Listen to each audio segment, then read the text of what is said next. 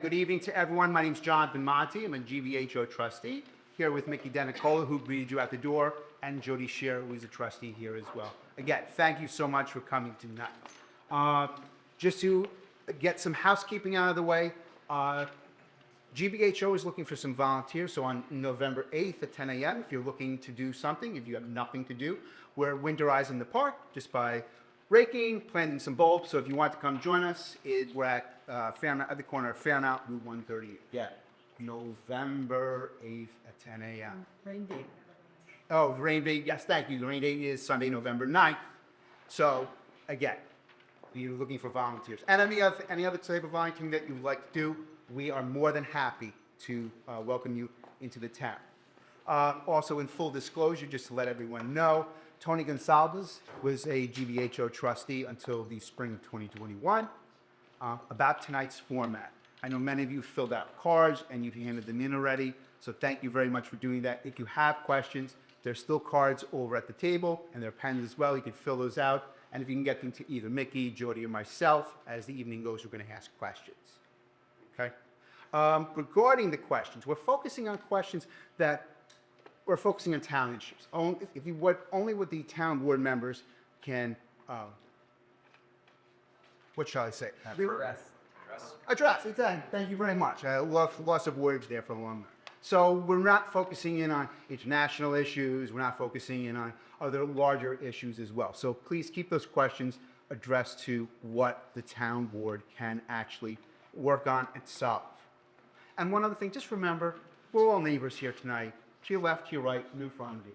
We're all neighbors. So we're going to keep the discourse civil, please.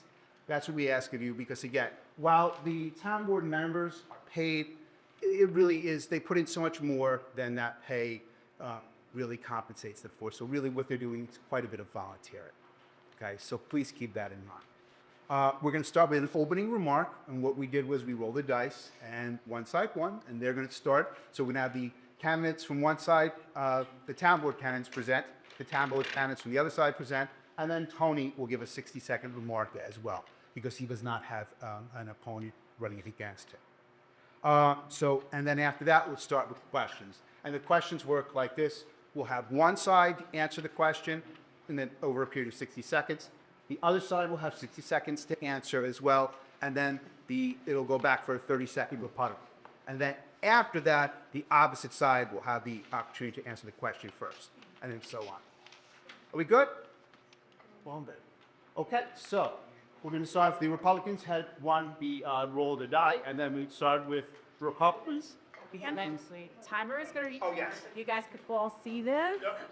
Instead of jump down from and have a. Okay, we're at one this there. Back. One. Okay, start. Hi, my name's Adam Jardine. I've been a Lewisboro resident for 25 years.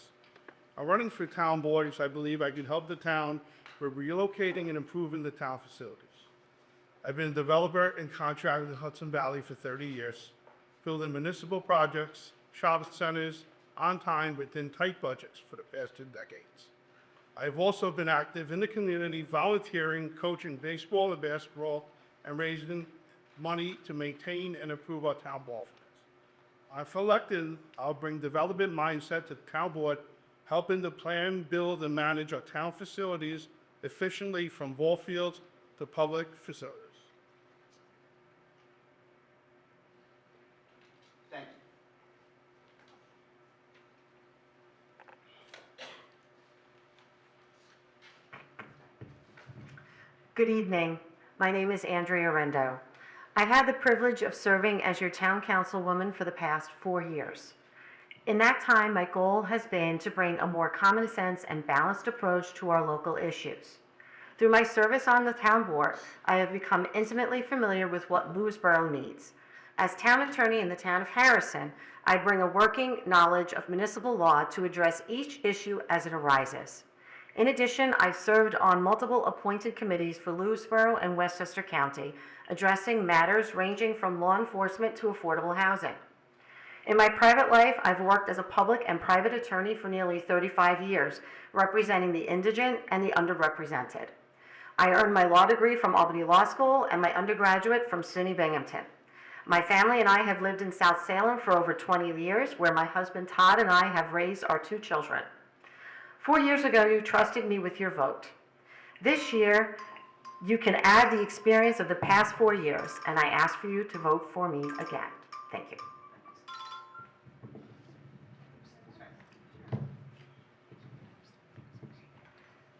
Good evening. Thank you to the Golden Hamlet organization for hosting us tonight, and thank you, Jonathan, who is always working so hard to try to build a vibrant community. It's nice to see you. Jonathan and I were co-den leaders. I was den leader of our younger son, and Jonathan, real son, in Scouts back in the day, and then our sons were both captains of the wrestling team together, so it's really nice to see you, and thanks for doing this. I was at the Mead Chapel for a non-denominational service on Sunday, and they talked about that our greatest calling as humans is to take care of one another. And it has been my honor for the last 14 years living in Lewisboro to find ways to volunteer, take care of my friends, my neighbors, and my community. And I will continue that if elected on the town board. Professionally, I work in nonprofit operations and have managed complex budgets and organizations where I've had to bring together diverse views and find consensus. And that's something that I'm very comfortable in. I've managed in a tax cap environment and understand municipal budgets. And if elected, I promise to work very hard to help us move forward as a community with humility. Thank you.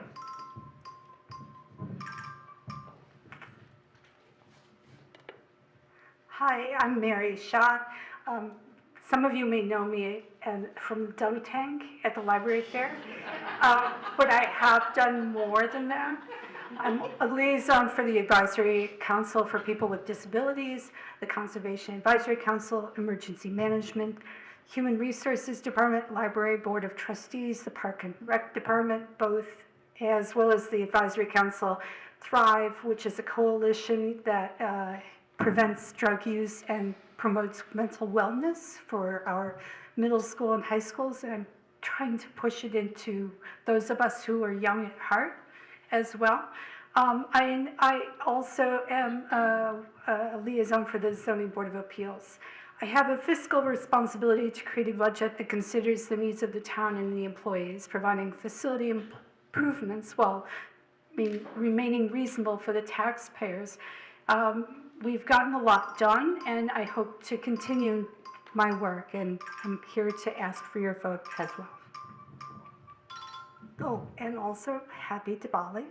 It's a 5-day celebration of good over evil, and yesterday was the main day, but we're still into it. So, happy Diwali. Okay, thank you everyone for coming out tonight. So, I'll stand up. So, thank you all for coming out tonight. Thank you to the GBHO. And yes, as John had mentioned, I was a former trustee, founding member of the organization. I don't know, many years ago, but a while back. So next year I'm going to be entering my 9th year in serving in the local town government. But before that, I was very involved with various organizations in town, and still am. I was a coach in town soccer, scout leader, Cub Scouts, Boy Scouts, Lions Club, still a member. We do a lot of community service work, housing committee, and that was my first entry into seeing what was going on at the time in town government and some of the things that were being done by the local town board at the time. And Keith DeLucia, thanks for your service. I know the board took on some of the housing committee's recommendations, which allowed the affordable housing complex to go into Golden's Bridge. So be it. So thank you. Thanks for your both. So the question that's now being posed to the members sitting in front of us, what are your priorities as board members or as potential board members for the next few years? So what are the priorities as board members, future board members, for the next few years? Okay, and so we're starting with, we will start with the Democrats, so I'll get started. So 1 minute, so yes. So Democrats will have a minute, the Alabama you'll have a minute to answer as well. You can get 30 seconds. It's oh, 1 minute. So you going? Okay. You are, we'll do a minute each. So you each have a minute and then we'll each. Si voglio di dice person io so, as vi ordu your cactus. We'll do that. We're back. Yeah, all right, so we'll start with actually, why don't we start with Ms. Hadlock and then Ms. Giardina, and then we'll go with the comments. Great. All right. Oh, shoot, hold on, don't start. Let's read something else. Great. So in my first year, I think it's important that I get to really understand the town budget, get to understand the town employees, and develop a relationship with my peers. That will foundationally help me to be more successful in the years that follow. Some of the top priorities are really thinking about a master plan for the campus and buildings so that we can be prepared to effectively think about our borrowing strategy and prepared to build out what we need for the town. I think we also have to continue to think about walkability in town and what we can do to help support our local businesses in order to help people get to them. We also have to be thinking about what our town permitting process looks like and to enable people to build efficiently and effectively when they move to the town and want to improve their properties. I think that's also important and something that I will work on. And I will continue to also think about ways to make sure that we have clean water and preserve our natural resources. Thank you. Giardina? So in the first year, I mean, looking at where the town is today, I've been volunteering on a committee about relocating the courthouse, police station, and town facilities. I have also spent several hours with the highway department supervisor looking at the infrastructure of the roads. A lot of the roads in town were built incorrectly 30 years ago and need major work. I've also met with homeowners in Longabuck and Oak Ridge to go over their water issues and try to come up with a plan and everything like that. I spent the last 30 years doing this every day, dealing with municipalities, dealing with water companies, construction companies, highway departments, So I think more importantly, that's where I would jump in the first year and try to see how to put a plan together to handle all the maintenance and infrastructure of the town. Thank you. The shots. Okay, so if I'd be honored to be reelected, I will continue to work on what we already started, the town facilities, where we'll continue the renovations of the new building to be complete to make sure that our town employees have a safe and warm and welcoming place to do the business of the town. I don't even know if this is on, so I'll just keep going. I keep promoting the community center where we all have a place to connect to one another. That includes a dedicated space for the seniors and place where kids can have a party, or kids at heart can have a party to gather, or to have educational sessions. I've been working with the Parks and Rec. We've already gotten 2 playgrounds upgraded and the new one installed at Fox Valley. The back house will be finished hopefully by the spring. Pickleball books.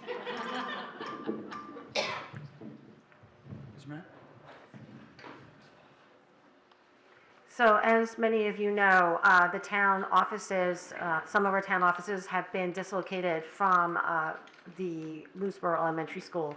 So we are in the process of renovating the building that the town purchased, as well as determining where the permanent location for the new courthouse and the police station are going to be. So those are going to be a priority, and I feel that along with Adam Giardina on the board, that will be best able to address these issues. Second, we need a long-term capital plan. We've been using our fund balance piecemeal and ad hoc, and that's really not a healthy way to do it. Our town advisors have told us how much we need to keep in our operating budget, in our fund balance, to remain healthy and have a good bond rating. So we have to prioritize our capital projects, which will include the infrastructure, including our fields and our other facilities, which have fallen into grave disrepair. And that's what I hope to do over the next 3 years. 3 years. And before we get to Mr. Gonzalez, should we go back to 30 seconds? Yeah, press. I do. Well, I will use do the general 30-second from each side. Yeah, it's the general. Yeah. 30 seconds. No, that's all right. I'll just do a couple of sentences. It's okay. I'll just say that yes, we do need to work on our infrastructure. We're working also on police department as well. And all of us have been working with the highway superintendent, who's been doing a knockout job. I mean, I have never heard so many compliments, so we'll continue working with him and trying to increase his budget, as well as making sure that we continue the community events at the town park and wherever we can make them happen, so people can listen to one another. And I just lost my time, so I'm trying to be respectful. So, does Tony feel? And Tony will add the Gbho. It's just. Yeah, no. Just say. Oh.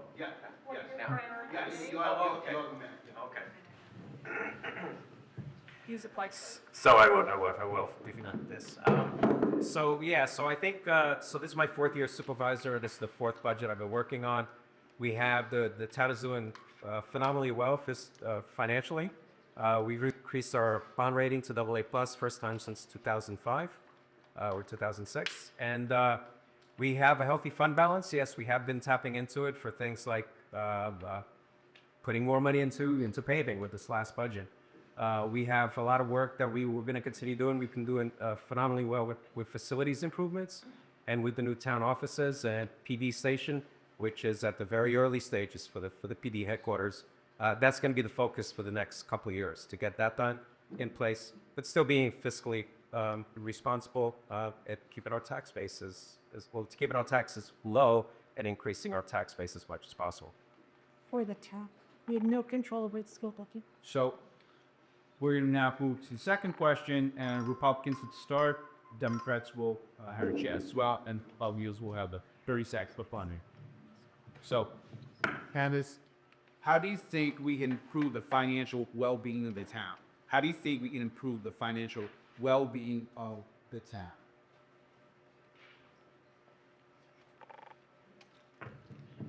As I stated in my previous response, we really need to look at a long-term capital plan. Our advisors have told us that a healthy fund balance is approximately 45% of our operating budget. We tried some new ways of using our fund balance last year to try to stay under the tax cap. It's going to be very tough this year because we're coming up with a lot of projects that needed us to tap into the fund balance, but many of the projects our comptroller was unaware of. So when she was giving us advice on some of these projects or some of these purchases, she was unaware that we were going to be purchasing a building at that time or other things. And where we could have asked for a bond at the beginning of the year, we were forced later in the year and on a very tight time frame to do so. So we need to be better planners, protect our fund balance, long-term capital plan.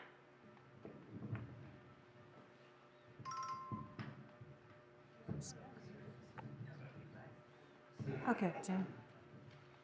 Okay. I agree that we need strategic budgeting. Every dollar needs to align with the community needs and our long-term goals. We do need a strategic plan for our capital planning with few surprises in the middle of the year. I think we've done a good job of keeping under the tax cap, and our borrowing status is at a AA plus. We have received over almost $9 million in grants to keep the taxes low, so that is an incredible thing. And we've tried to address deferred maintenance and planning for future growth without compromising any fiscal discipline or strictness that would cause any pain.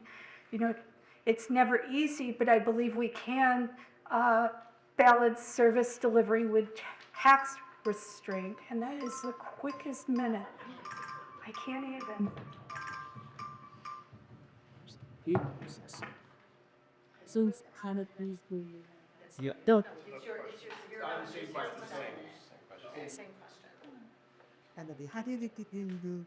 How did you improve the financial well-being of the town? Looking at the infrastructure and the relocating of the buildings, we need to look at the property that the town has that might be able to be sold to generate income. Moving offices, police stations, courthouses, et cetera, are gonna cost money. You have a highway department that is kind of useless right now. We have buildings that cannot fit the trucks in it. So that's something that's gonna come right behind everything else that needs to be built. So we have a ton of expenses. We need to double check all our budgets. We need to not raise taxes, we need to sell and acquire properties at the right price so we can build cost effective. And that's the game plan that I think the town needs to go in to save money moving forward.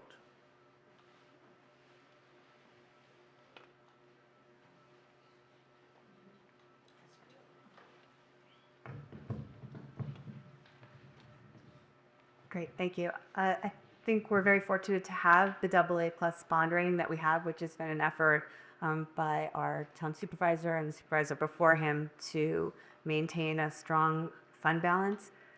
The grant revenue helps us also to offset expenses, and that's something we should continue to pursue in order to make sure that we are availing ourselves of any available funding through the county and the state. I think it's also important that we continue to really look at our current expenses across all our departments and see if there are opportunities to find ways to either bring in more revenue or modify our expense base. So we have a current budget that we can look at and really work on, and that might afford us opportunities to save money. I think the bond rating is really important because we're going to be borrowing for all of these projects, and to do that as strategically as possible with guidance from financial advisors will be really important, that we listen and we work within the constraints that they offer us. Just 30 seconds. Goodbye.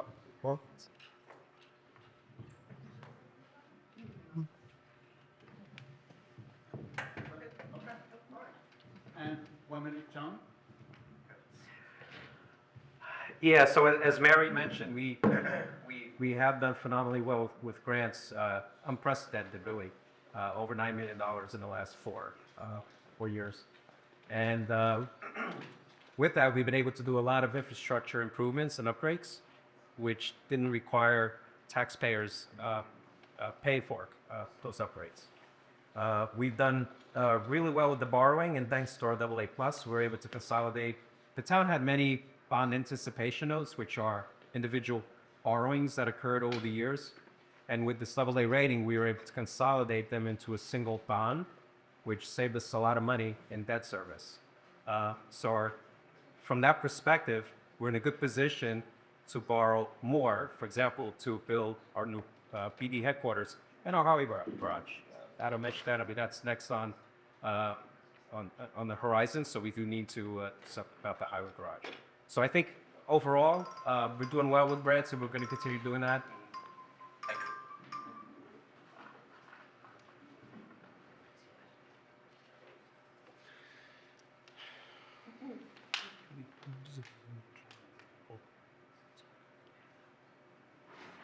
So the next question that we're going to ask the board, see all the candidates. Do you agree with the purchase of the building on Route 35 for the town offices? Why? Roll button. So you agree with purchase of the building on Route 35 for town offices is why? Why not? It started the Republicans, and now it's so Democrats.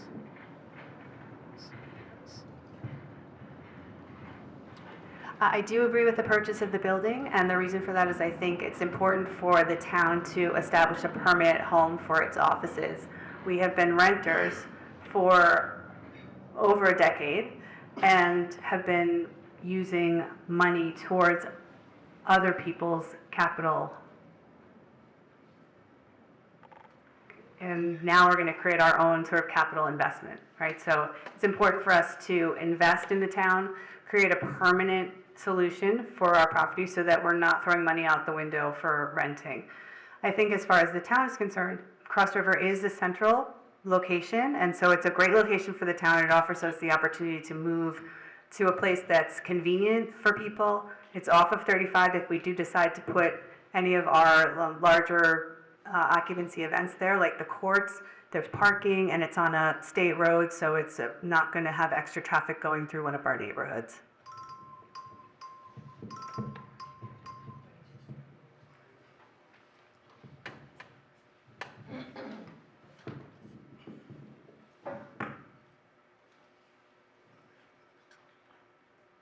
So I was on the committee, you know, with a few other gentlemen in town and architects, county engineers, I believe, right?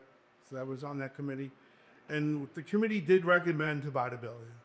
I think forced at the last minute, we had no choice but to buy it. So I do think it was a good move. With the rent we were paying to rent at the school, it wasn't a bad decision for the town. I know some people were kind of against it, but I do think in the long run it was a good move, especially the location of it. And I think that's the goal that we need to look at for all our facilities, is to own and build and acquire property and everything else.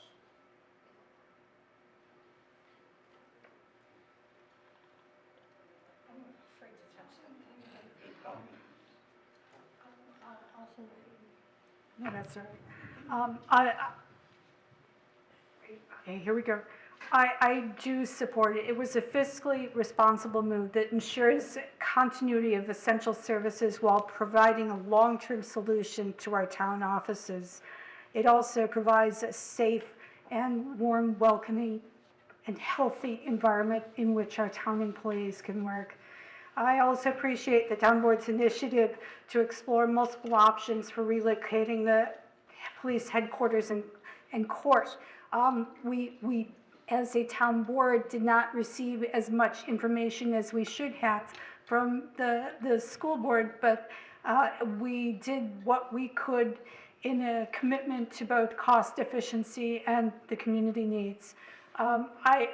Moving forward, I would hope that we could have more community input and strategic long-term plan for a comprehensive plan for our facilities and explore shared services as a way of saving even more money.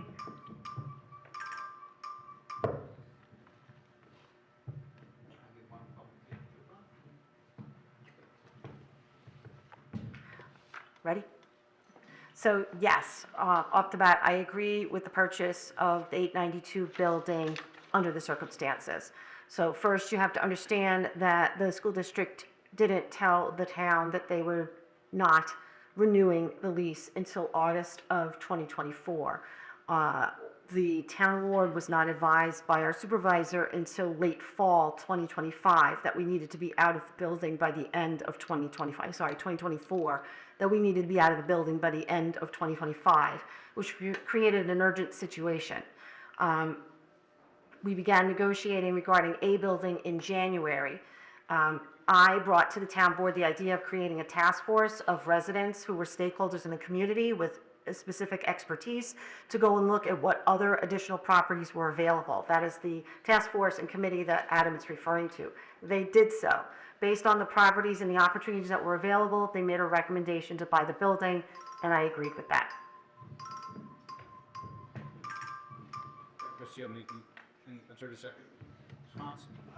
I think that we, as a board, came up with the idea of the task force in making sure that we had buy-in from the community.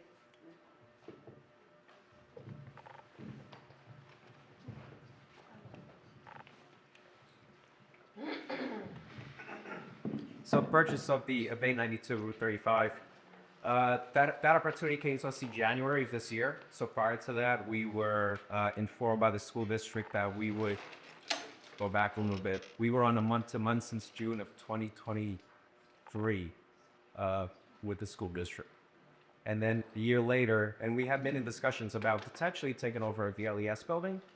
That didn't transpire, didn't happen, but they did allow us to stay until late last year when they said, okay, we're gonna have to move you out because of financial fees. They're still giving us some time to stay there, but this building came to us and basically we saved the taxpayers a lot of money by not having to go out and engineer, design a new building and find a location for a new building that didn't exist. So, and the existing buildings, commercial space is very limited in town. So that was a building that there's an opportunity, we jumped on it, and we saved a good number of millions of dollars.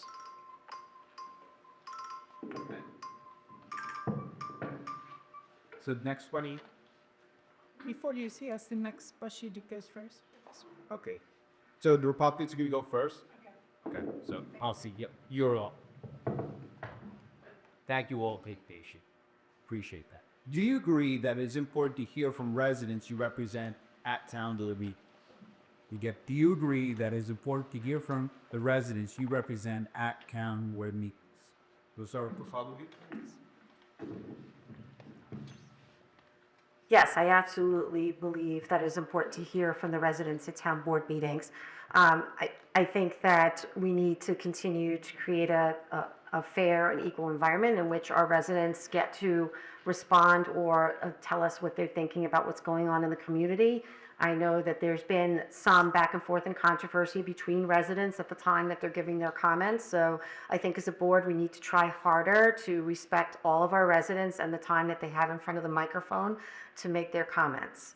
And I enjoy hearing from them, whether they be emailing us or approaching at the library fair or whatever event's going on. And that's how we find out really how everybody feels about what's going on in town and their particular neighborhood. So.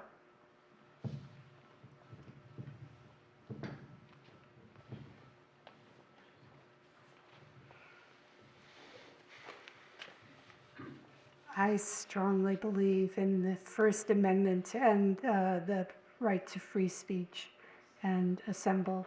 I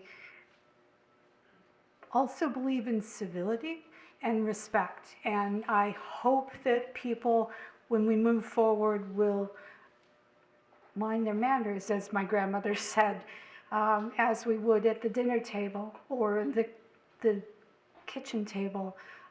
We all are neighbors, and we have to take care of ourselves, and we also need to take care of each other. And the job of being town council member requires us to have the input from the people we serve, period. It's like evidence-based practice at my day job. You need expert opinion, the evidence in the literature, and the patient preference. Well, this time it's the citizen. So.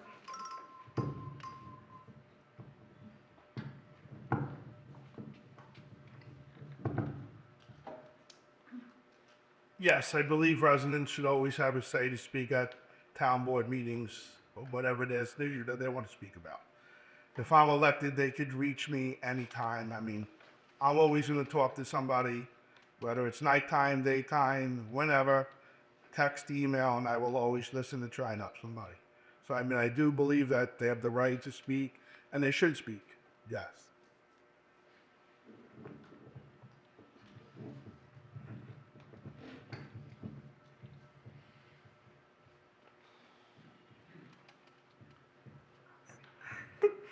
So I also believe that it's important for us to have public comment at our meetings. I think it's also very important that we recognize the fact that our meetings are held in public because that is required, but they are business meetings where business needs to be conducted effectively. So I think we need to think about how we're utilizing our public comment and the best ways to make sure that we're using it effectively and efficiently.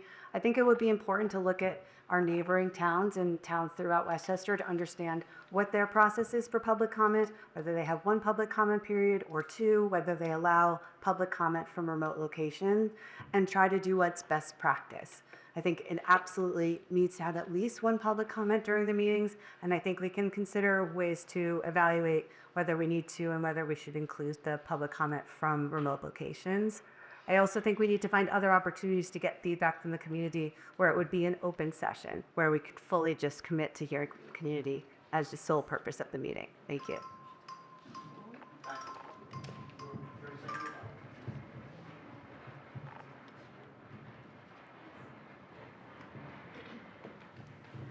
So I'd just like to point out that it's my understanding that while president of the Board of Education, that Ms. Hadlock had mentioned at least one board meeting that they didn't have to have public comment, and I believe that she had implied that she didn't believe that it was necessary.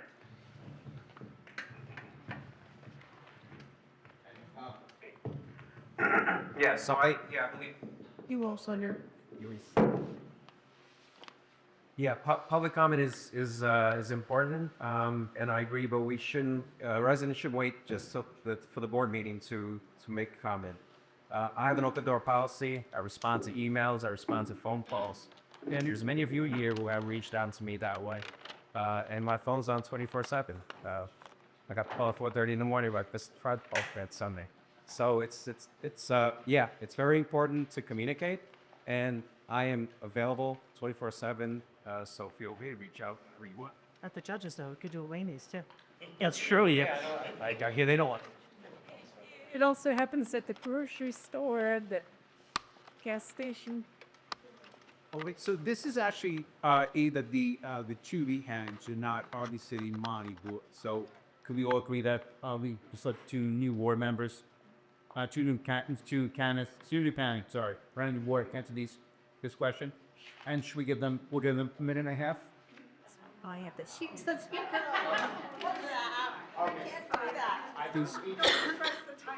I will speak slowly with the question. There we go, Marie. Okay.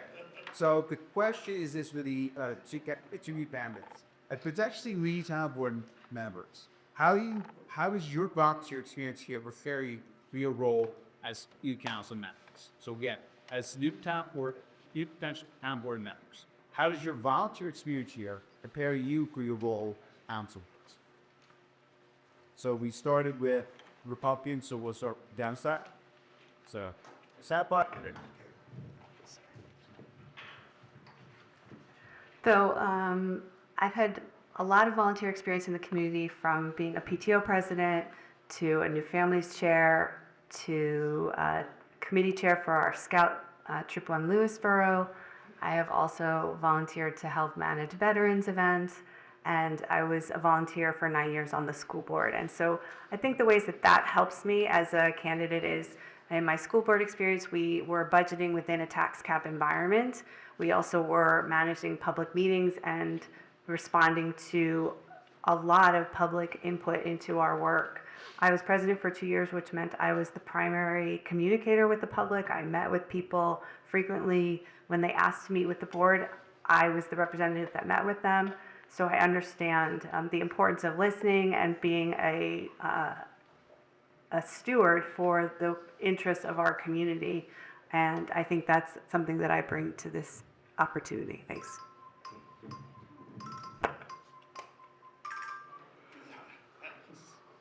It's embarrassed. So for the past 2 decades, I spent numerous hours at Lewisboro baseball fields, Fox Valley fields. I dealt with every safety issue. Even on Sunday, I walked around the fields, and the first thing I told Tony, the steps on the fields are unsafe. They should be fixed immediately before somebody gets hurt. I've raised over $400,000 personally with fundraisers and everything. When I took over the baseball fields, the bleachers were deteriorated with no drainage in them. I personally raised the money with the LBA board, physically stayed there 20, 30 hours a week, poured all new concrete, all new bleachers. There was a kid that almost got hit by a car on a Sunday. I called Councilor DeLucia, Peter Parsons, Frank Kelly, and I had a fence installed within 24 hours so that kids going to the pool did not have anything done. Last year, it was on the field at Fox Valley. I called Nicole. Concrete is drifting out of the dugouts. This needs to be fixed. Someone's going to get hurt. So that's all my volunteer and all like this. And okay, again, this could go back to all of the candidates. And we're going to go back to 60 seconds.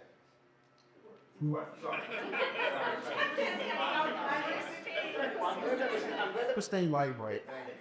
61 seconds. So, this question, how can the town assist with Liberty Water's need? And those of us that don't know, Liberty Water serves the Wild Oats Water District and Wards Ridge. How can the town assist with Liberty Water's need to have another well put online to serve the Wild Oats Water District, as well as to remediate the wear and tear of the troughs that are currently flipping on the roads in the Wild Oats? So I'll read that now, pull again. How can the town assist with Liberty Water's need to have another well put online to serve the Wild Oaks Water District, as well as to remediate the wear and tear the water trucks currently inflicting on the buildings, the Wild Oaks? And we'll start with these Republicans.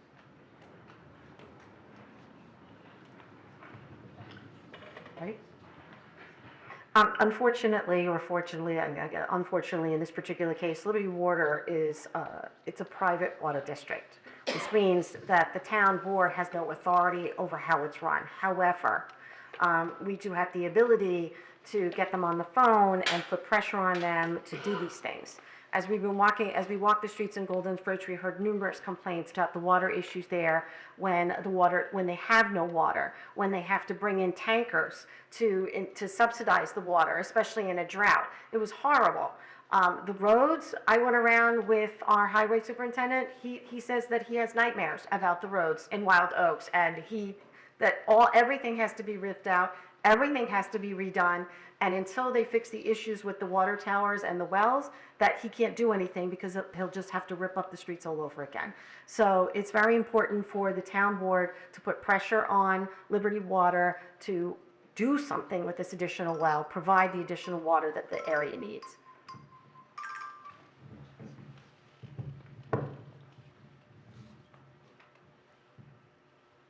I agree that it's a private company and we have limited input, but we can encourage them to take care of the health of the water and the people. We want to make sure that they do it right the first time, so we don't have to keep patching the road up over and over again. And we should develop a comprehensive water safety plan that can handle these as well, not just for for the, or Gezondheid, if you speak Dutch, for the people of Golden's Bridge, as well as the rest of the town. I'll commit to clean, safe drinking water, and we'll continue to prioritize public health and infrastructure resilience as best we can, because again, the water delivery service or the water system in Wild Oaks is a private one.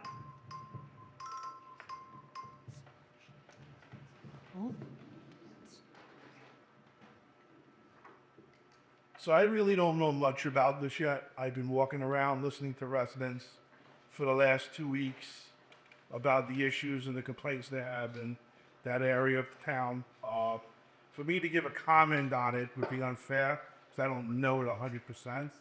So I'm just gonna leave it like that. If I'm elected, then I will get to learn the issues a little bit better.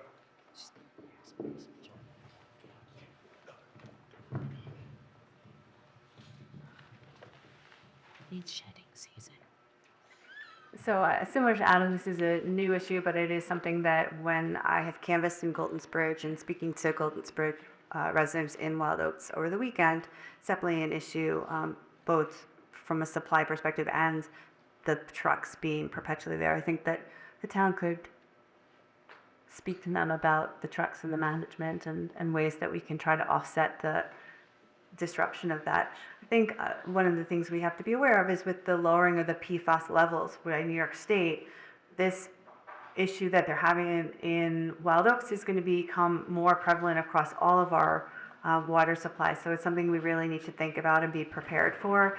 And I think it's an opportunity for us to serve as an information center for the town. One of the things we could do is work on our website to make sure that information is being shared in a clear and effective way so that residents understand what the status is of projects like this.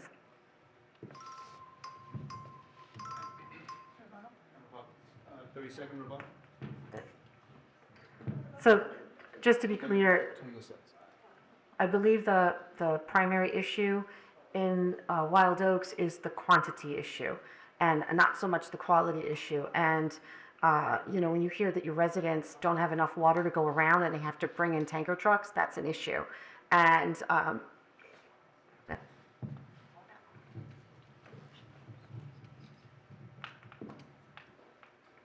Yeah, so I'm a little bit familiar with what's going on. I've actually, when going door to door years ago, I've actually had people come and say, can you please create a water district, and we'd like to have the town manage it? And I said, please, no, not another one. No, I'm kidding. We would be more than, not yet. But there is an issue with supply. There's not enough water. Liberty Utilities also serves Arbor Hills. They've had issues with low pressure, again, because of the low supply in the aquifers. So there have been discussions. There was a couple of meetings I attended. They were looking at, it's a private issue where they're looking to put in a new well on land that's owned privately. And I don't know where that stands now. They haven't reported back to me, but it's something that I can definitely chase up. In terms of Liberty themselves, I have been working with them.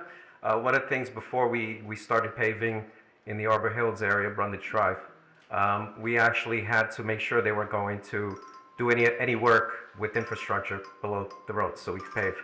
Same thing with Wild Oaks. Next question for the cabinet. If our fund balance is already so low, why are we focusing on borrowing projects?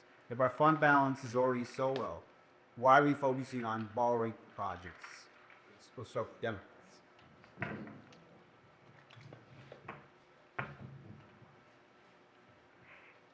I do believe the question is, if our fund balance is so low, why are we borrowing? Why are we focusing on borrowing the projects?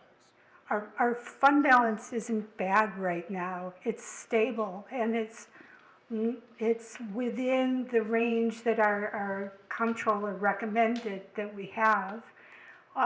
We have a lot of capital projects coming down the pike, to put it delicately, with a new police department, the renovations of the new building, and other capital improvements. And that is why we're talking about borrowing. The other thing that has come up is walking paths in Bridge.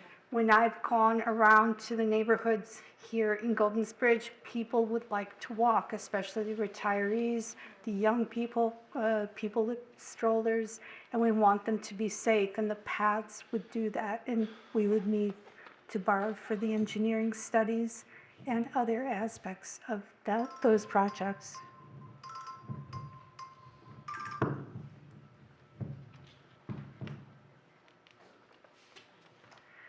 So up until 2024, with our last report from our auditors, it appears as though our fund balance was really healthy. It was approximately 60% of our operating budget. It wasn't until this year, like from, I'd say, October, November of last year to middle of this year, that we started using our fund balance a little more for capital projects with the approval of our comptroller. Although we have to do better. Some of us have to do better at advising our comptroller what's on the horizon before we ask for advice as to whether we take stuff out of fund balance. But right now, we're at approximately 43%, 45% of our operating expenses, which is still healthy. However, we did get the bond issued for the purchase of the building. We are awaiting going out to bond for that so that we can replenish our fund balance, because we needed to use fund balance for to close on that property. So it is healthy. We want to keep it healthy, and we borrow and we replenish as we go.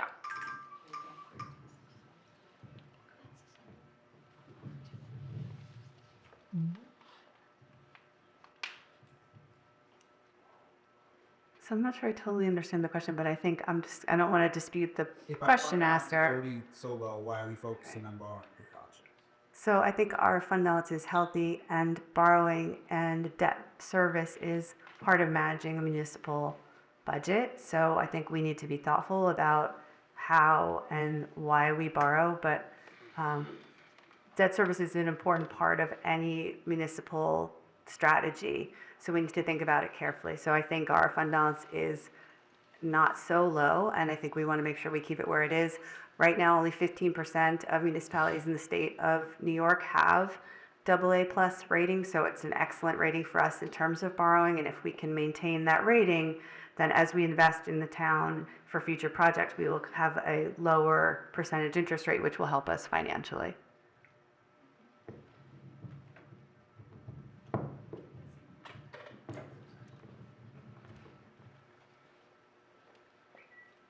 I believe the town has assets somewhere close to, from what I estimate, $4.5 or $5 million in real estate. And the town needs to sell, take that money, purchase property, and facilitate buildings with our own money that are used fund balance or borrow money for bonding. That money should be limited to a very minimal amount, and we should be funding things with our own money. So there is assets, there is real estate that we have facilities on that don't fit our needs anymore. So I believe that that stuff needs to be auctioned off, moved on, and we need to acquire and move facilities to locations where they belong to make it work for the town to move into the future.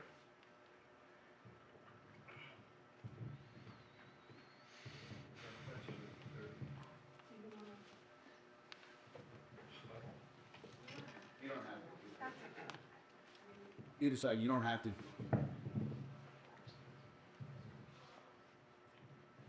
I think it's important for us to think very carefully before divesting of any assets that we have as town and any property. So I just would propose that managing bonds is an effective way to fund projects in a municipal environment. And once you divest of an asset, it's very difficult to get it back. So I just want to think about that quite carefully.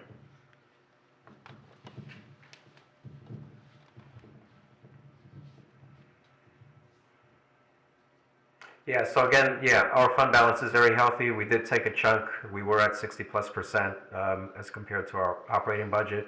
We're at 45% approximately, but we do have a bond resolution that allows us to go out and borrow so that we can replenish that fund balance for the $2.2 million that was used to purchase the building. But that's typical in any municipality. You borrow for capital expenses, and you want to maintain a fund balance for a rainy day. It's your rainy day fund, right? So if there's an emergency, you have that fund, those monies available. So we're going to continue doing what we've been doing in terms of managing our budgets, hoping to increase revenue. Revenue has also helped us with increasing our fund balance over the last few years. Several years, good 5 years, we've been constantly increasing revenues to the town, and that has helped our fund balance quite a bit.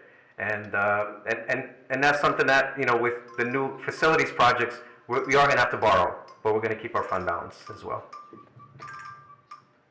We'd start with public this time. The next question for both candidates has to deal with paving. How often does the town pave? I voted as winner came once you past 35 years.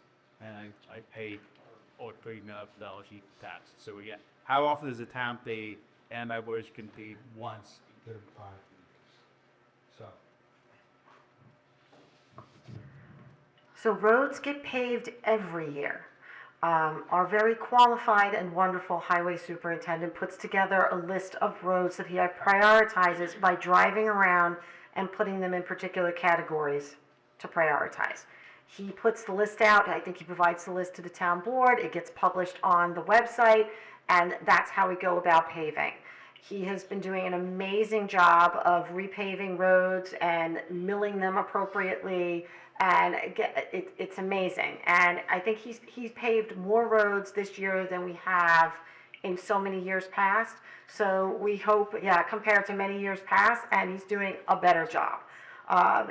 The culverts, things are getting taken out, that he's putting new piping in. It's just amazing. He's doing it the right way, and that's what you want. You want it done the right way.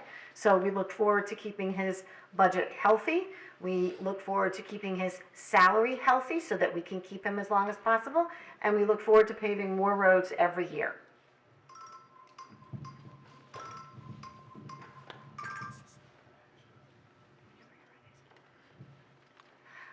Yeah, the tax bill is a small portion of it is for the town. The bigger portion is for the school. And again, we have no control over that part of it.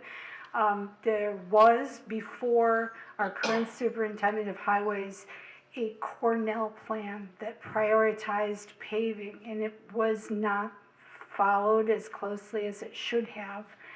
Maintenance and repair was not adhered to in a timely fashion, and we can currently afford about 7.5 to 8 miles a year, according to what we can pay.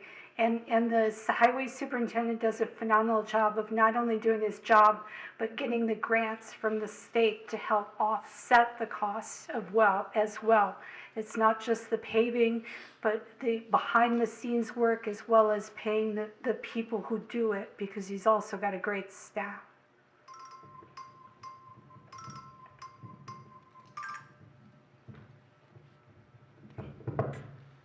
So I just recently met John this year. I spent several hours with him understanding his infrastructure, his paving, his game plan. And I have to say he's doing an amazing job with it. But I think a lot of residents don't realize it's not just paving. He has some pipes he has to change underneath the roads, some infrastructure that he has to repair before he can pave.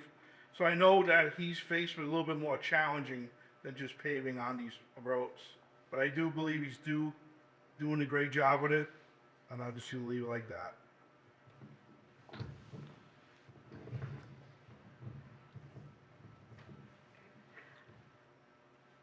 I will forward the support for John and the work that he's doing on our roads. I think that we are seeing excellent work, and I feel really grateful that we have a very qualified person doing that. I'm wondering whether there's opportunities to think about how to improve the visibility of the paving plan on our website. It's sort of hard to navigate the town website right now, and I think there's an opportunity to improve it so that people can access and find information more easily, and that the list could be more visible to people so they would understand what the timeline is and when their road might be paved. I would also suggest to whoever asked that question to please reach out to the town board. I know they're very receptive to listening and would want to know what road it is and whether they can understand and tell you when it might be paved. Thanks.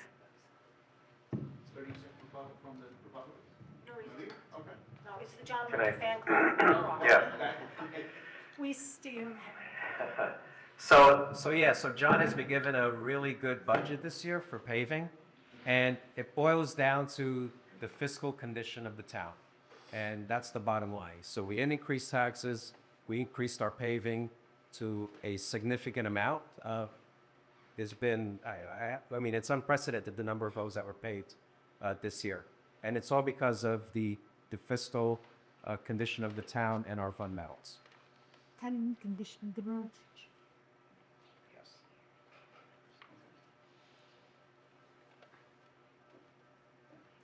Okay, so the next question. Will the new building in Cross River have a public community space? As you know, it's a challenge to gather the Golden's Bridge. The firehouse president doesn't allow us, allow the community to use space. And then many help herbalists using the school district as the school district sites as well. At the groups that aren't incorporated. Again, will the new building in Cross River have a public community space?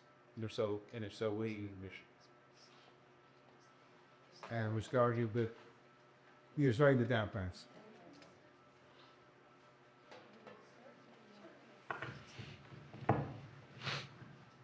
So I definitely don't want to give an answer based on not having a current plan for what those buildings will be. So I think part of our work over the next year is to create a master plan for the campuses that we'll be building. So where we place which assets in the town, where the offices go, where the police department goes, where the court goes. The court space, I think, would offer an opportunity for community space. It would probably be structured as a larger room that could be used in the non-court hours for public gathering.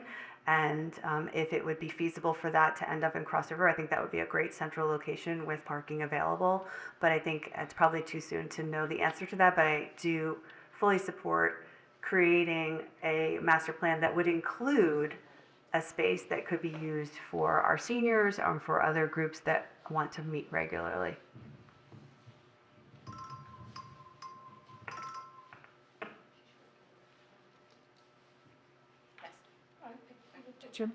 Back and please go. I got it. Do you want to go first? Being part of that committee in the task force, I do not believe that building is set for a public space. I mean, the town board would know a little bit more than I would on that right now. My conversations with town board, the building inspector, they were trying to fit as many of the town offices in that building. Moving forward in other game plans, I mean, I have ideas where public spaces, senior centers would fit in the town, and I did share that with some of the board members and the task force as we were looking at different spaces throughout each district, Holden's Bridge, Vista, South Salem, to try to centralize in buildings. But as far as that building, I do not believe the board was looking to put a public space in that building.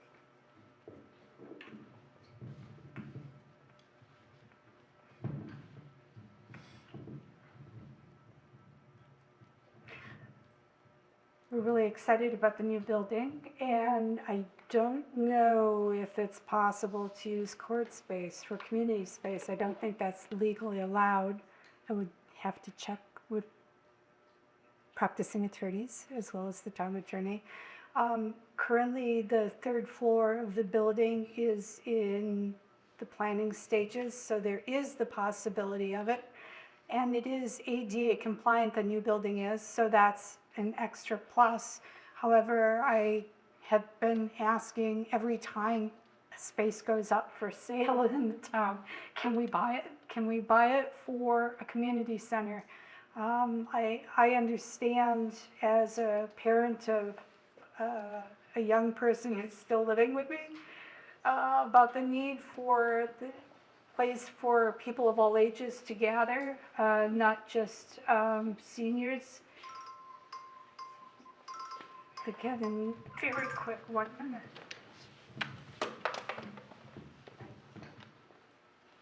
So from the time that we acquired the building to present, I think there's been several ideas and plans that have been circulated to the town board as to what we were going to try to fit into that space.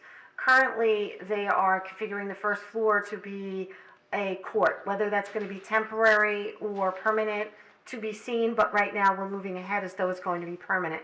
The second floor will be the offices that are moving from Lewisboro Elementary School. As Mary mentioned, the third floor is kind of a blank canvas. And I know that our seniors have been very boisterous about getting a home for themselves. And, you know, if that needs to be one of our priorities, and if that space is flexible enough and we can do that, that would be a wonderful space to put our seniors. But again, that's just an idea. That's not something that the board has discussed yet, but right now, the third floor is kind of a flex space that we're trying to figure out what the best option for it is. And then, Gbho, that. Oh, no? But just to add, you know, I agree what Andrea said, but we'll just take it as it comes. I mean, we have to listen to the needs of our community and engage with them and make sure we serve them in a way that meets their needs. Yeah, and I think A92 does not have community space. There is a potential to utilize part of the third floor. If the first floor, it will turn into a court, but the court typically does not like when their space is used for community events and meetings. With that said, we do have other facilities that we can look at. We have Cyrus Russell House, which is small, but that can potentially be used for community space. It is now used as community space. The community can rent it if they want it. Cyrus Russell, Onatru, there's potential there as well. And now that we're on the cycle of building and really looking at our inventory of town properties, it may be an opportunity to expand Onatru to include community space. We talked about the barn. The barn is a space that's empty right now, and I think it's, we started looking at the potential of turning that into a multi-purpose space that can be used for events, for the community, for seniors, and so that's on my hit list as well.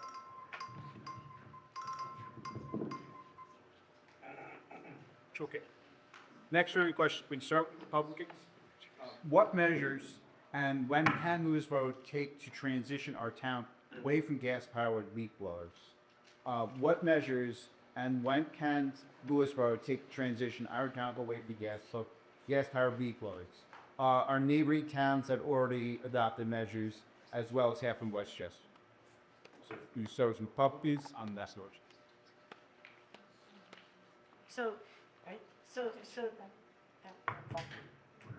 So, in order to ban leaf blowers in town, you have to pass a local town ordinance. That can be done at any time. It just needs to be drafted, it needs to be published, it needs to be a public hearing. One of the things that needs to be taken into consideration is the input from the community, not only residents, but we have residents who are also they own landscaping companies, and they have very strong opinions on how this may or may not affect their businesses. So we have to check with all the stakeholders in our community and come up with a plan that is specific for Lewisboro. We're not like Bedford, we're not like North Salem, we're unique unto ourselves. So it is possible, it can happen at any time. It needs to be drafted, it would have to be drafted, and like I said, go to a public hearing and public comment.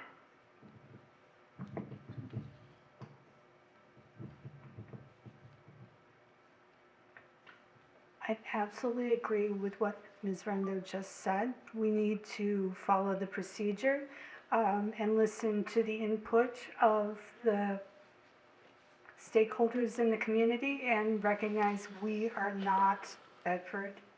And we need to make sure that we create legislation or enact legislation that meets the needs of our entire community.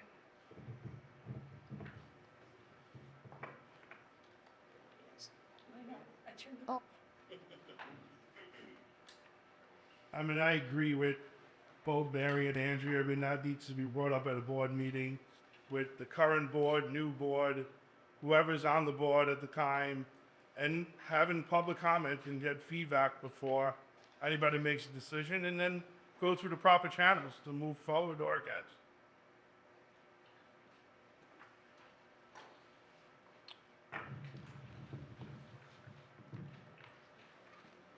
So at the risk of being boring, I also agree that I think this is obviously was a hot button issue in our neighboring communities in Pound Ridge. It was a tremendously big issue, and it's been relatively quiet here in Lewisboro. So I think we need to understand what the perspective is, what are the environmental impacts of continuing to have the leaf blowers, what are the environmental impacts of not having them, and then make a recommendation and see whether the community would be for or against it, and then respond to the community that we serve. So I agree.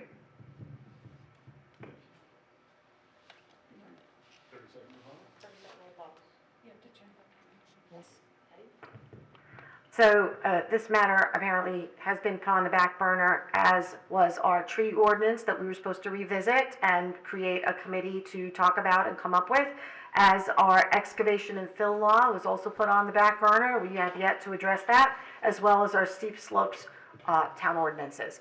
So these are all the issues that we talked about briefly during the master plan, and we still have yet to go back and tie those up with Gbho.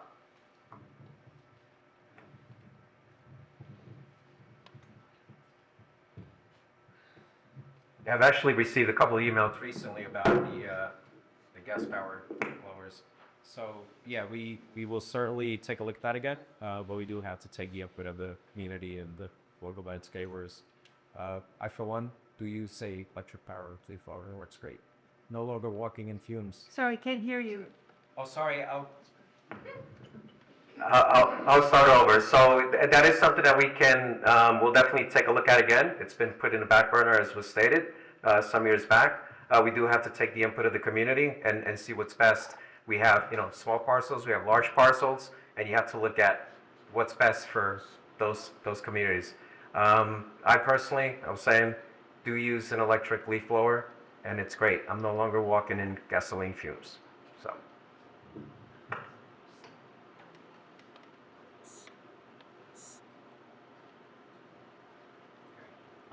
Now we start with the Democrats. The next question, with LES being lost to keep. Quiero stare. Oh, come on. Okay, come. That's full of leech. No, it's not. It's bad handwriting. No, so with LES, with Lewisboro Elementary School being lost, back to the school district, are there any plans for a community center moving forward to accommodate existing programs during after school day that rely on this space? So again, with the loss of LES, are there any plans for communities that are moving forward to accommodate existing programs during and after the school day that rely on this space? We get started with this.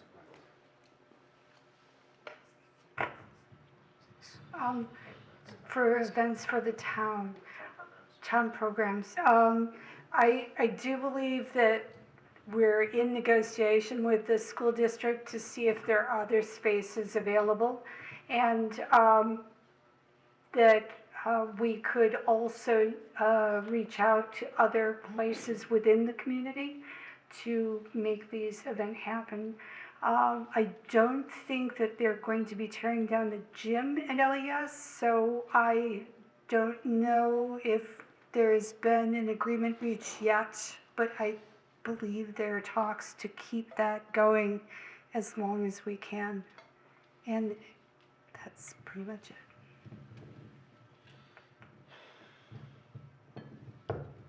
So I was involved in a few conversations with our superintendent, both individually and with Tony.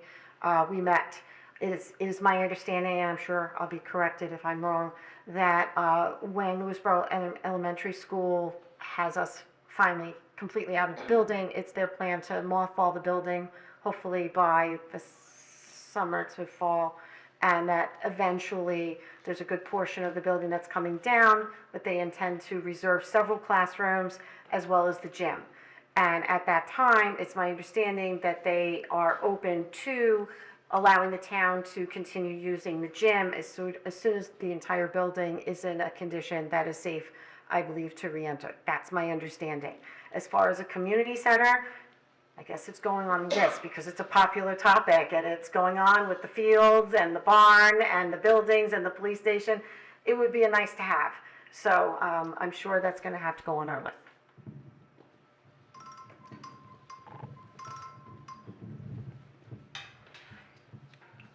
So I believe that it is the intention of the school district to continue to maintain the gym, as well as actually bring back up to code the cafeteria that's in the Lewisboro building and the library. So those would be 3 spaces.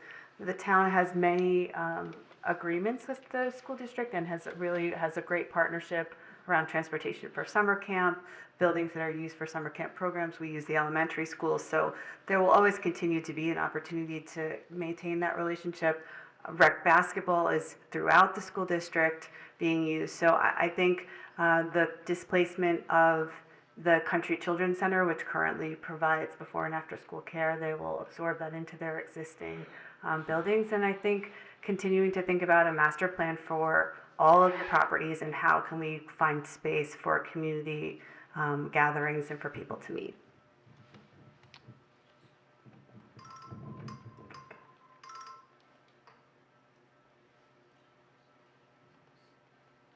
So being on the task force with several residents and conversations with the building inspector and Tony, we did talk about at the center and areas where we can have facilities for the town. That's all part of the new board coming in, the existing board's laying on to work with Tony and the facilities of the task force stays together, helping them with all that, but there are talks about other buildings and other facilities to accommodate everything.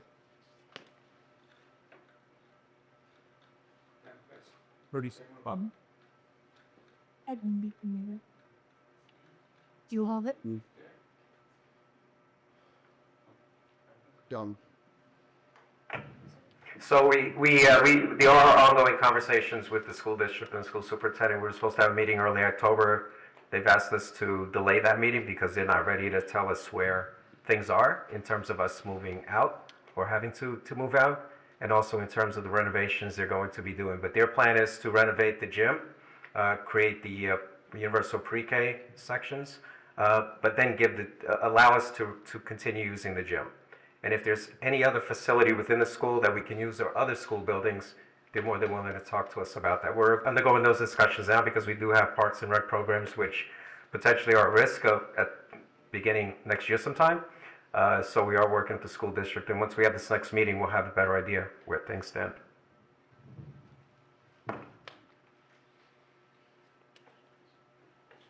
next question. So this is a two-part question, and the Republicans will go first.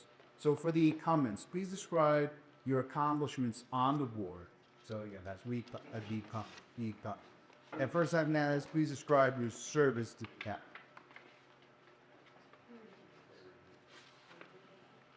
Don't. Okay, can you get that? Sure. So first, for the incumbents, please describe your accomplishments on the board.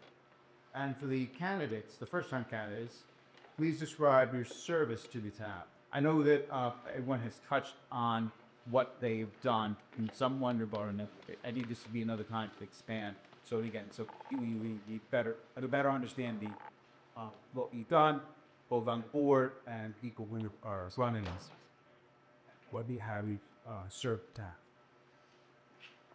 So yeah, in comments, please describe the how much was on board. Your first-time candidates, B, describe your service to the town. And again, we're starting to do about. I'll go first this. So I've been coaching basketball voluntarily 2 to 3 teams a year for the last 25 years in the town. I have also did baseball roughly 5 years ago, right before COVID, where I've coached numerous teams. And Lewisboro, taking kids all over the Cooperstown and different places for tournaments. Spent many hours at Town Park. Again, raising money, fixing the facilities, making sure that the kids had safe facilities to play on, making sure that all the facilities that the LBA played on was up to date and kept in good standings. And I've just been volunteering constantly since I moved into town with sports programs throughout.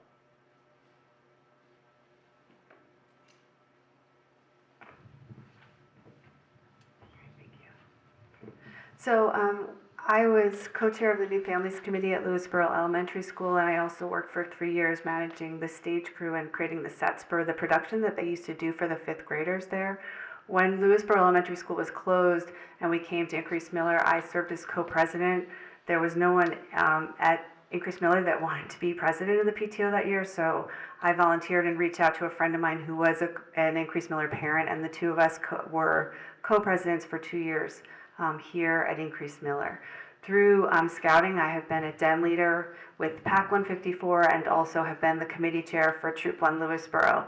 As part of Troop 1 Lewisboro, we support a lot of different activities in the town. I actually was with Doreen Anastasio at the beginning of the Veterans Cookie distribution, and then when her mom was sick, I ran that. I was on the school board for 9 years. I've supported the Memorial Day Fair at the South Salem Presbyterian Church, and worked with my husband. My husband's president of the South Salem, past president of the South Salem Fire Department, and support a lot of activities at the fire department.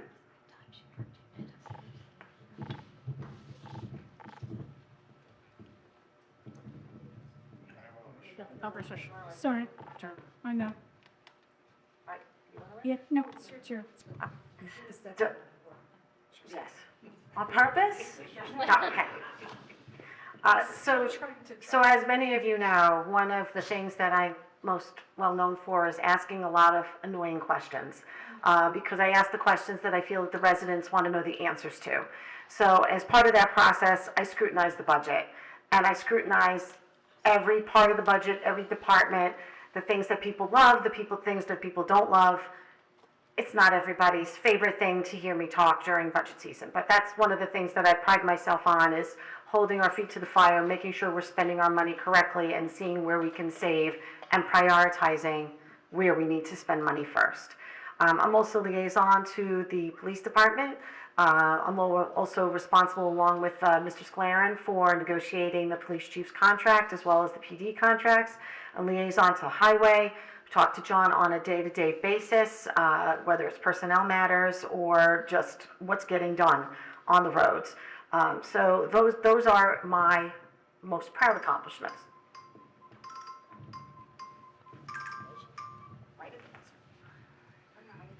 I don't know how do you rebut your accomplishments on the floor. No,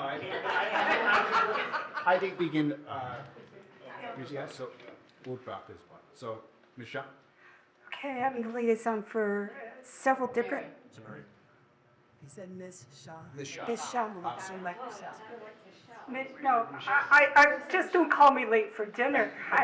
Honestly, um, um, I also am involved in making sure that the budget meets the needs of the town. We've had 2 playgrounds that have been upgraded, 1 new structure at Fox Valley. We've had lots of repairs and improvements. We've expanded. I've helped support Parks and Recreation to expand their services. I've helped make Hanukkah events consistently happen in town, even buying gelt and hot chocolate to make it happen. I have also pushed uncomfortably often to make sure that the bathhouse at the town pool gets renovated, because it's important that we take care of the infrastructure of our town. We're paying it forward to our future residents, basically, and connecting with the people, making sure all the community events happen in a way everybody feels they can belong.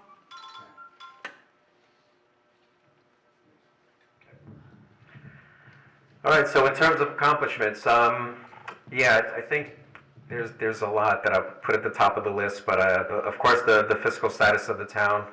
When I first started as supervisor, there were 3 union contracts that had expired in 2020. I came on 2022. So I was confronted with that, with leading the negotiations on the PBA, the Teamsters for maintenance and Teamsters for highway. The Oak Ridge Water District, even on the town board, I took the lead in being the person responsible for making sure that things happened for the betterment of that community, and I'm still on it, and was able to secure 75% of the $4 million cost to expand that water system. And we're almost there. We're close to the finish line, another few weeks. That was a big thing. The grants, unprecedented. I mean, we've been upgrading town facilities as a result of grants.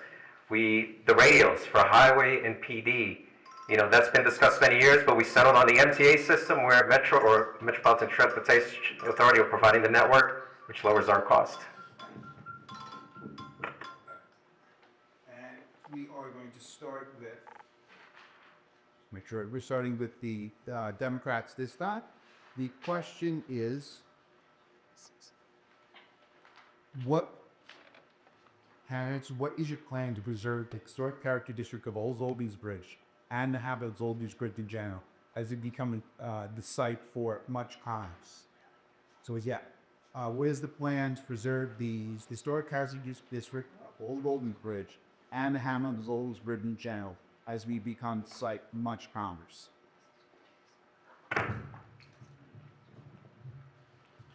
So, I think this question falls into sort of what is the master plan for the community, and I would want to be a part of thinking about how we continue to support growth in small business in the community. I think there's opportunities to really enhance the historic area down by the train station and find ways to welcome small business in there and maintain the character. I think the fact that we have a train station in Golden's Bridge is the only hamlet in the town that has a train station, gives us a unique opportunity to develop that area. And I think if we develop anything in the area, we would want to do it in a way that really is designed well to meet the aesthetic needs of the community. And again, I think this would have to be part of a comprehensive planning strategy, and would want to get community input so we make sure that we're valuing the opinions and wishes of the community.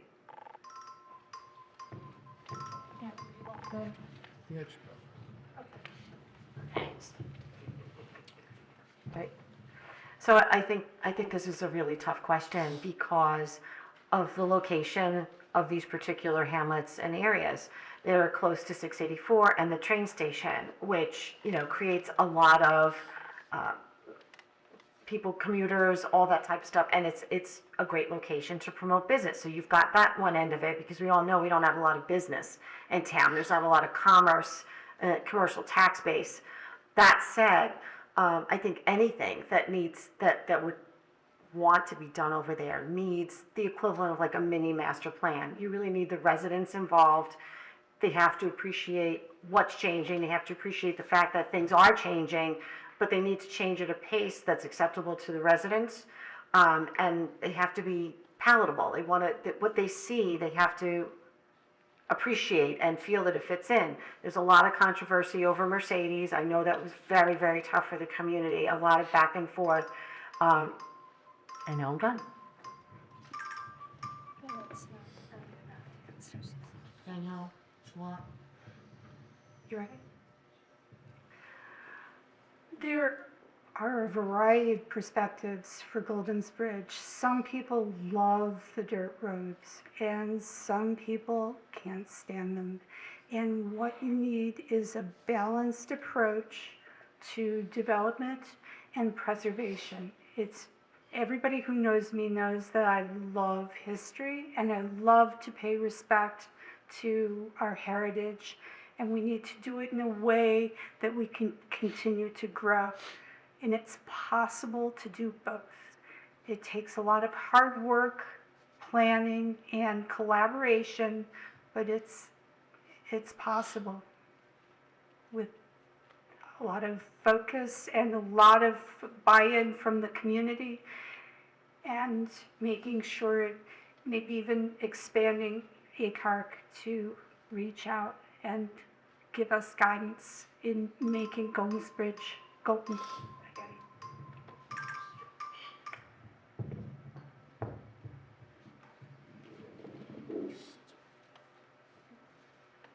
Being a developer and contractor, I get to see things at different views than other people. I mean, looking into Golden's Bridge and putting together the right team with the residents, having a say in a lot of it, with the right engineering, the right architects, the right vision. I've done this in Poughkeepsie with different places.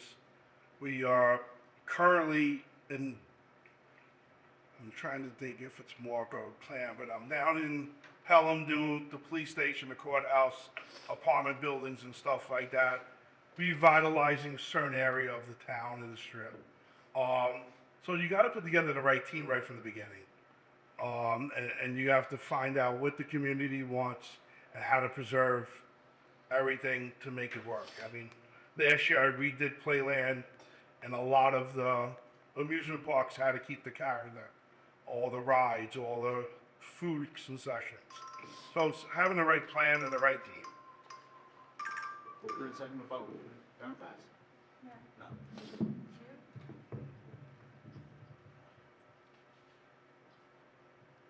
Okay. So yeah, Golden's Bridge is unique, as was mentioned, because of 684, the train station. My vision is that it become a destination that people want to go to. They don't want to stay there. And I've had discussions with the shopping center owner, and he wants to bring in more residences, that can be tied into his shopping center. Right now, the shopping center is doing great. We have a couple of new restaurants or food takeout.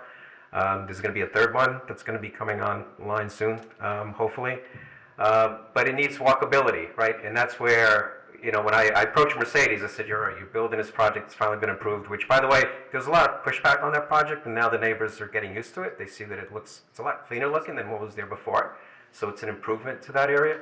But I asked them, can you put in sidewalks? And they did. I helped them with the DOT permitting.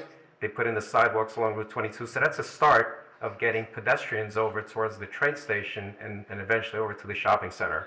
And then I have residents at the Colony and Wild Oaks that want the same thing. So that's my vision for Golden's Bridge. I have more to say, but We are up against a hard stop. Yeah. What we are going to do is this, that we'll give everyone, instead of a minute as closing statement, we'll give everyone 2 minutes. If any loose ends. Next question. Windsor Ursa. I'm sorry? Windsor Ursa. We have to be out of the building by 9:30. Yeah, so our next question is, you support the creation of a new taxing district for the Lewisboro Library, or continue town support of library operations through the town's flagship?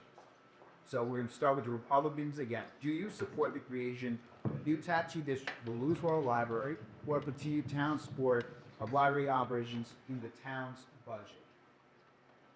Right? I don't know.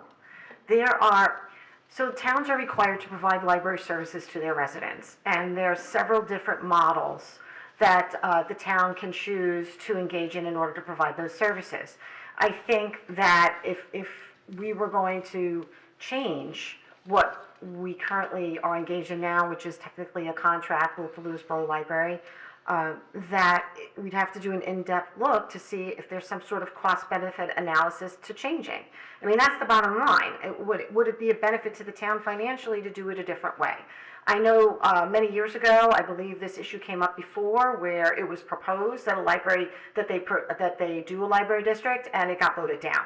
So obviously it didn't have community support. So any change in the structure of how the library system works in town would really have to be with the approval of the residents.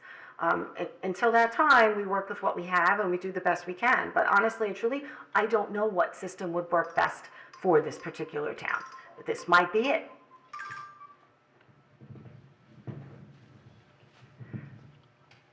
The New York State Board of Education, which oversees libraries, has basically 3 formats that libraries can do, their organizational structure. We've got an association library. I was on the library board when we tried to move to a more independent approach. Historically, we've been 38 of 38 libraries as far as per capita funding in the Westchester library system. We do not fund our library like anybody else in the county of Westchester. And the strategic mistake that the library board made at that time was to try to make up the difference. And that difference was more than the town could handle, the citizens could handle at the beginning of the 2008 economic meltdown. If we needed to change the structure of the library, we would have to address that with the Board of Trustees of the library, the community, and the town board.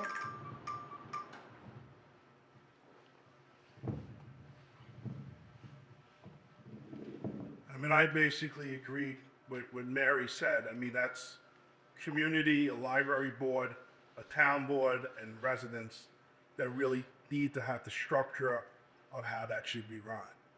I mean, as far as one person or a town board, I mean, it's really nothing that we can vote on without the library board and without the residents.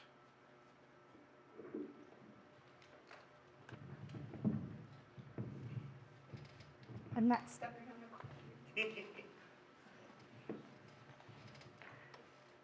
I think it's important to recognize the asset that the library provides to our community. The library is a place where young families first meet each other and have opportunities for their children to be part of programs there. There are evening programs for mahjong and book clubs, and these are all opportunities that we've talked about at the table, about places for the community to meet and engage with one another and having community spaces. The library is a community space. So I think whatever we decide about the library, it's important to continue to support and fund this excellent public resource that we have in our community. And however that funding structure is, I think would be based on what's best for the town and best for the community. But I want to be really clear that the library is a tremendous asset to the town of Lewisboro, and whatever we can do to support its continued presence in our community is really important.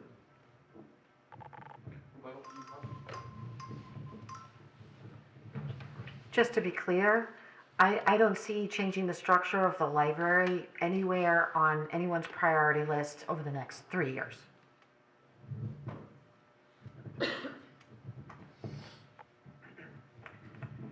Yeah, I agree. I'm going to start before she does. I agree that the library is a critical part of our community. It offers more than just being a library, and that it needs to be supported. Right now, there aren't too many services that the town provides. We pave roads, we provide police protection to the community, we provide parks and rec. Library is another component of the services that we offer to the community. And it's just above and beyond or it's above and beyond just being a library. It's all the community events, it's the nightclub at the library.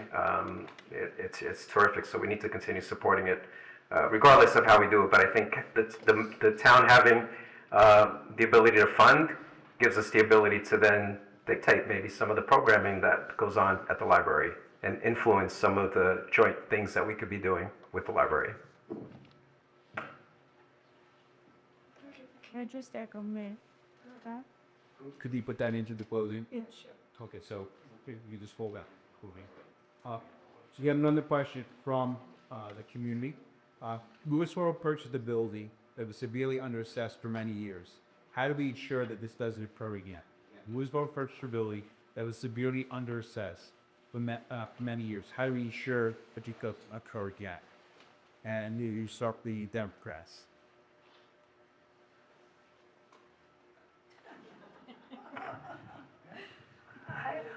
I'm surprised you took the question. Okay, I understand it's not your question. We try to make fiscally sound decisions based on the information that we have. As far as the assessment of a building, that is the town assessor's responsibility. And she's a professional who does an incredible job and has been actually underpaid, but we've started to address that.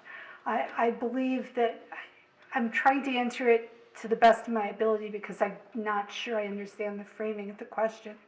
But I think that we're doing the best we can with the information that we have. We don't want to spend too much money, and we don't want our citizens overtaxed. So hopefully we've hit the sweet spot for the assessment of buildings.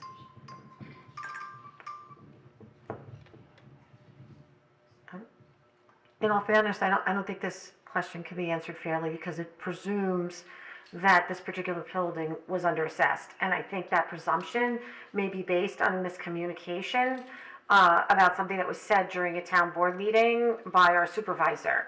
And I'm going to leave it up to him to clarify that. As far as our assessment of buildings goes, I'm pretty confident in Lisa's ability to handle that task. She's been handling it for a long time. She does it really, really well. And if there's tax dollars out there to get, I'm sure she's out there getting them.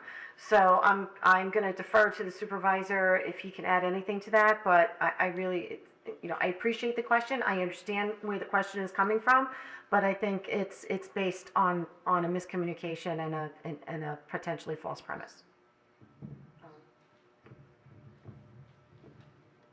Sure, I'll repeat the question. So, Lewisboro purchased a building that is severely underassessed for many years. How do we ensure that this doesn't occur again? So we have Lewisboro purchased a building that was severely underassessed for many years. How do we ensure this doesn't occur again? So I think that the question, I'm just trying to understand the question, whether what we're trying to ensure is that we don't underassess properties in the community.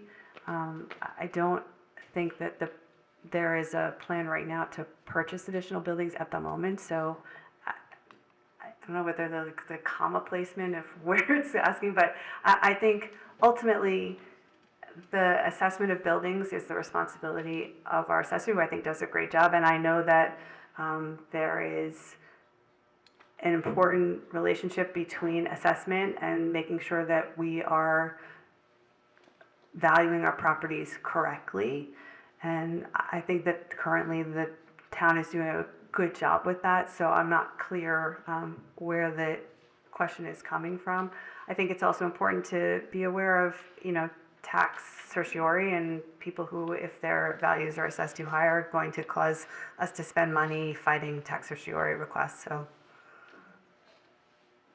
again, I'm sorry if I don't understand the question.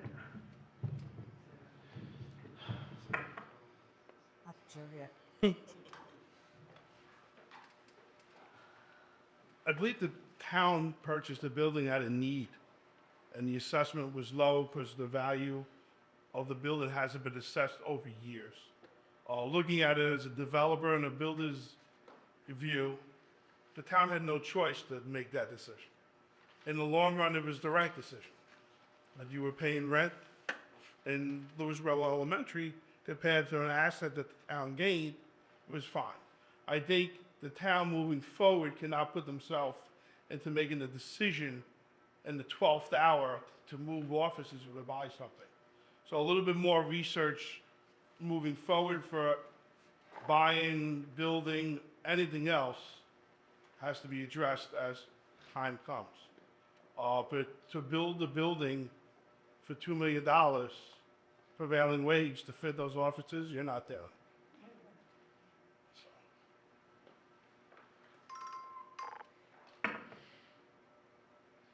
Democrats, you have anything to rebuttal on? We agree with the fact that, you know, you're not gonna build a building for $2 million. That's a Captain Obvious statement. So as far as assessed values, so the last time the town did an overall assessment was many, many years ago. And there's a lot of under-assessed properties in town. In order to do a reassessment, it's gonna cost us, from what I hear from other municipalities, at least a couple $1 million. We could certainly do that. The purchase of this building was based on professional market appraisals that were performed. And that's how we came to the price that we did for the purchase of the building. It was not, you know, you can't look at the assessed value. It's like when you sell your house, you're not gonna sell it based on the assessed value. Thank you. So we're coming close to the end of our time here. Just to let everybody in the audience, so we've answered, the candidates have answered 15 questions that you had generated, and we truly do appreciate that. So we're going to give the candidates about a 2-minute, knock it out. We're going to give the candidates a 2-minute closing statement. We're going to start with the 2 new candidates for the board. So we're going to start with Mr. Jardine and then Ms. Hadley. So we have a 2-minute time. We'll wait for. You have around 2 minutes. I'll do it before 2 minutes. I'll make it down. So we got. I'll read fast. 2-minute closing statement. Over these years, I have seen how much Lewisboro people care about Lewisboro and this town. I share the same passion for making sure things are done right, built for the future. We need to take a hard look at our projects, move past the years of poor planning, and finally build permanent, lasting facilities. That's where my experience can make a real difference. I spent 30 years managing complex construction projects, completing them on time within budget and with accountability. I've spent decades volunteering here, raising my family here, investing my time and energy in the community's success. If elected, I'll bring the same hands-on results-driven approach to the town's board, ensuring that the town facilities from our ball fields to our public safety buildings are built and maintained the right way. I'll work to make sure that every project is done responsibly, efficiently, with the best interest of Lewisboro residents in mind. Thank you for your support and for caring as much as this town as I do.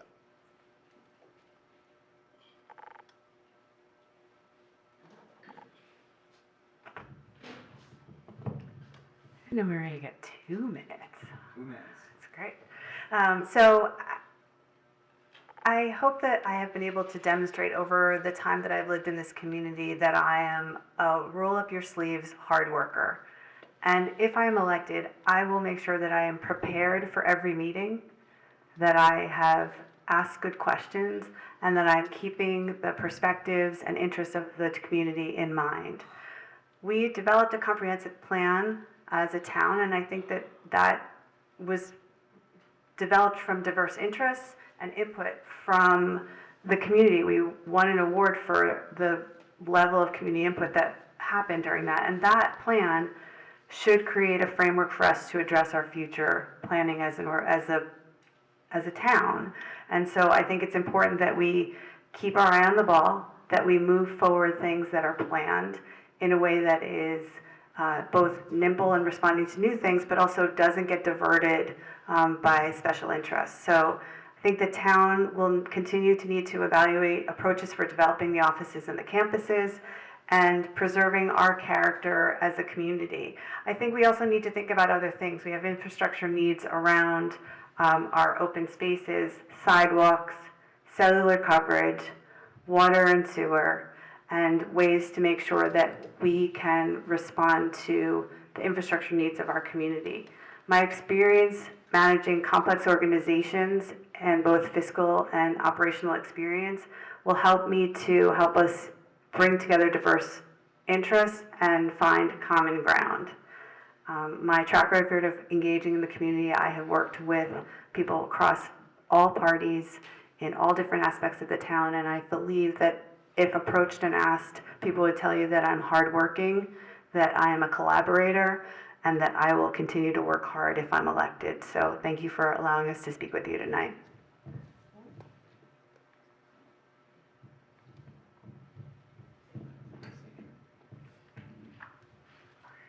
So, thank you all for taking the time out of your evening to join us tonight and to hear from all of us on this panel this evening. The message Adam and I are bringing to you is one of securing fiscal responsibility and rescuing our town's infrastructure, all with an eye toward making sure the board treats you all with the respect you all deserve. We intend to return that message to the top of your town's government's list of priorities. I will continue to hold the board's feet to the fire when necessary and to rally the board for the betterment of the town whenever it's feasible. I have the record, the background, and thanks to you, the position to make it all possible. All I need now is your vote. I'm asking for your support so that Adam and I can properly address the needs of the town and work together to continue to move the town of Lewisboro forward. Thank you and have a great evening.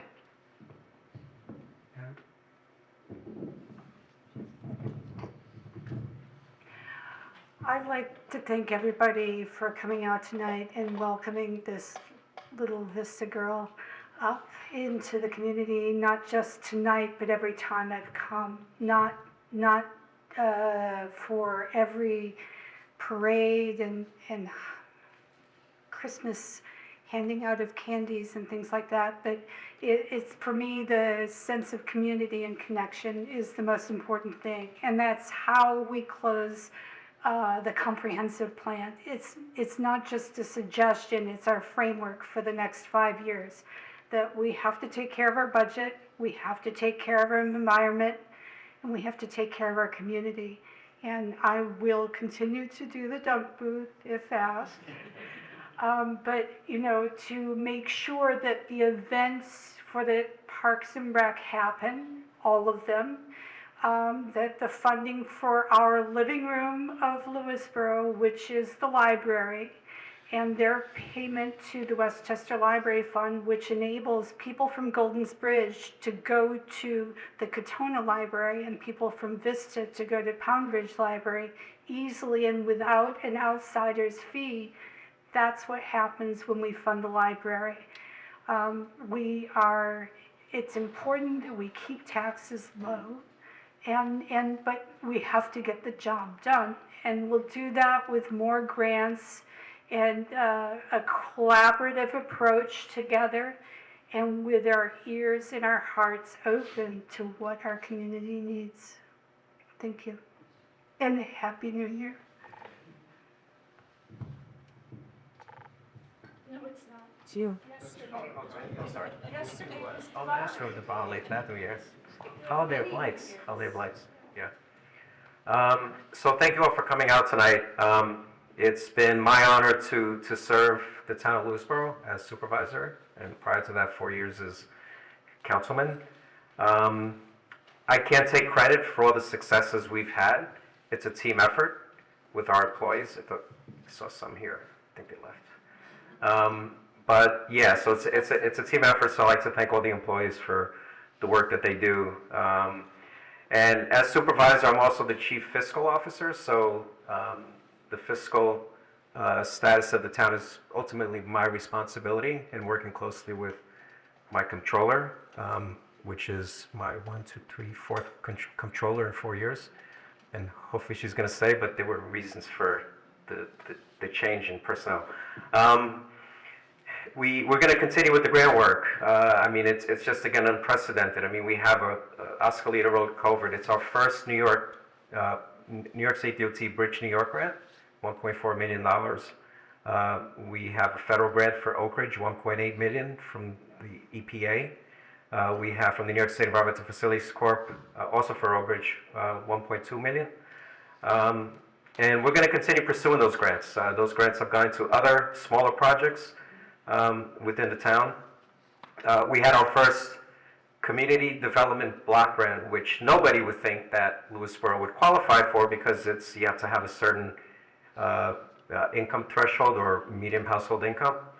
But we targeted at seniors. So we were able to meet that threshold, and they're getting a senior van after I don't know how many years of driving around in an old van.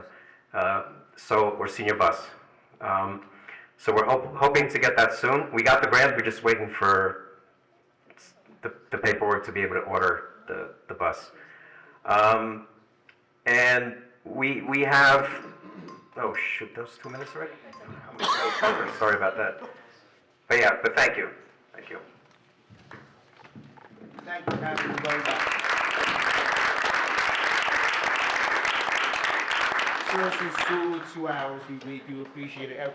And everyone, thank you so much for coming out tonight. We really do appreciate that.